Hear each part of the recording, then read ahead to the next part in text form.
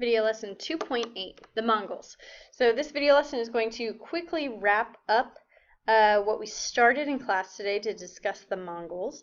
So the Mongols, as you know, were one of the largest empires, if not the largest geographically, empire ever.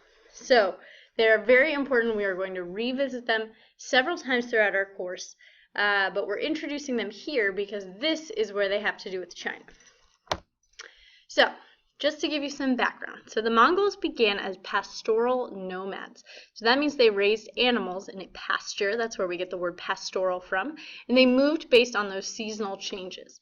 And here's a picture of kind of Mongolia and what they lived in, which are basically tents, but they're a little bit more formalized than tents. So these are called yurts, and this is what the Mongols lived in.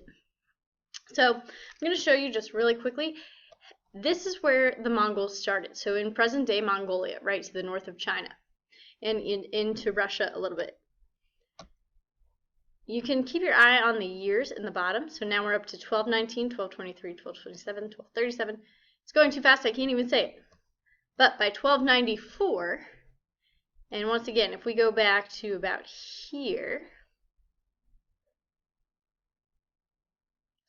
we can see this was at its largest extent. So 1279, this is when it actually took over China. And you can see these are pretty much the modern day borders of China today, is where Mongolia built. They have pretty much the southern portion of Russia, go into countries in Eastern Europe, into Turkey a little bit, into Iraq. Remember in the video they mentioned they captured Baghdad, which is the capital of Iraq, all the way into Persia and this Central Asia piece. All of this from Europe, the Middle East, and Southeast Asia, all under one government. So this is a really impressive and expansive empire. So how did they do this? So politically, Mongol leadership was hierarchical with a single Khan, which as you know is their leader, who was supported by powerful families. And because it's hierarchical, that means, remember, that they're in levels. So it wasn't just the Khan, but it had kind of levels that went down through the administration. And they also incorporated loyal subjects into their military. So again, they took the people who were previously kind of left out of society by their current government. If they pledged their loyalty to the Khan, then they agreed to let them into the military and give them some political power. They also created a unified legal code called Jagash. So Chinggis Khan, or Genghis Khan, depending on who is speaking here, is known as the ruthless yet extremely successful leader of the Mongol Empire. He was really the first one to take the Mongols from just being a nomadic tribe of herders into this great empire. And he began building his empire around 1200 and transforming those nomadic people into ruthless warriors. So because they were nomadic, they were already great at traveling, and they traveled on horseback. So they used this to their advantage in warfare because not many other people were skilled or had as many horses. So you can see that before 1259, this is the Mongol Empire. And then you can see that Genghis Khan and his successors kind of went all over throughout this territory to really establish those areas for control. And the creation of such a large, vast empire was based on the fact that they were masters of cavalry. So this is what I was just discussing. If you have cavalry, that means your soldiers on horseback. And they also had superior bows. They didn't just have a standard longbow, which is about 4 feet from the top to the bottom, but they had a Mongolian longbow, which is actually more like 7 or 8 feet, if not larger. So the larger the bow, the more power the projectile or the arrow has. And so because of that, they were also on horseback. So it was basically like double whammy with how powerful their warriors were.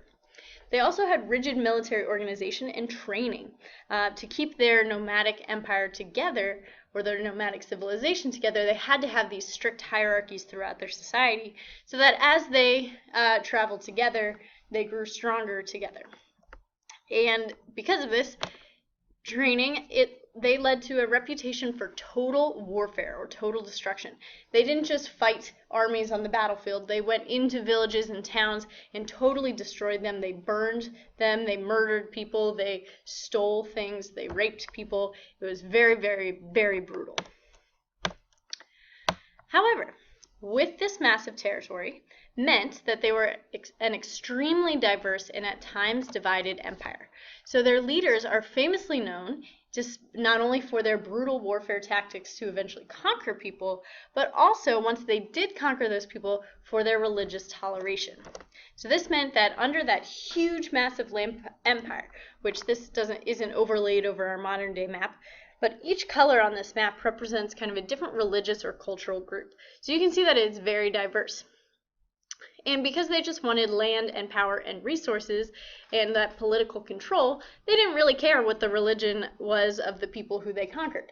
So if the people were Muslim or Christian or Hindu or Buddhist that they conquered, they just kind of let them be as long as they submitted to the will of the Mongols, which was a very impressive and modern way of thinking, despite the fact that they were very barbaric in their way of getting that power.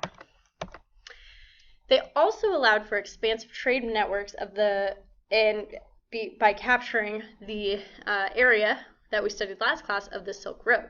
So because all of that area was under one government's control, there was much more freer trade that went on between China and Europe and the Middle East and all those places we discussed last class. So this led to massive international contact and trade. Because people were allowed to let their cultures flourish and they were allowed to freely exchange those cultures with one another, the establishment of the Mongol Empire meant that there was unprecedented amount of cultural diffusion occurring along the Silk Road and other trade routes.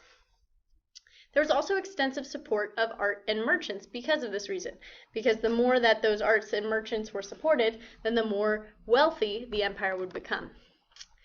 To allow for this expansive trade networks and contact between different cultures, there was created a unified written Mongol language. So even if people spoke Chinese or a dialect of Chinese from birth, if they learned this unified written Mongol language, they could still talk to people who were speaking Italian or people who were speaking Turkish or Arabic. So all of these people could then be connected and more unified under Mongol rule.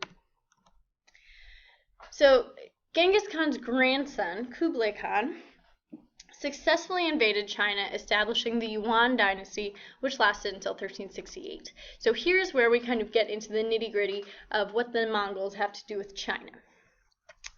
So the Yuan dynasty was all about forced obedience. So again, they ended the civil service exam. Those Confucian ideals kind of went by the wayside, and they were much more about that strict control.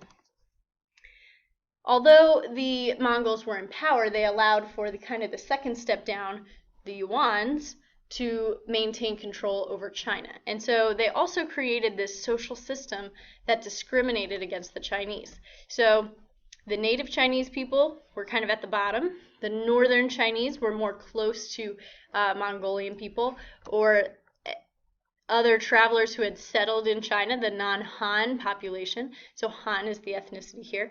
And then we have the Mongols at the top of this social hierarchy now.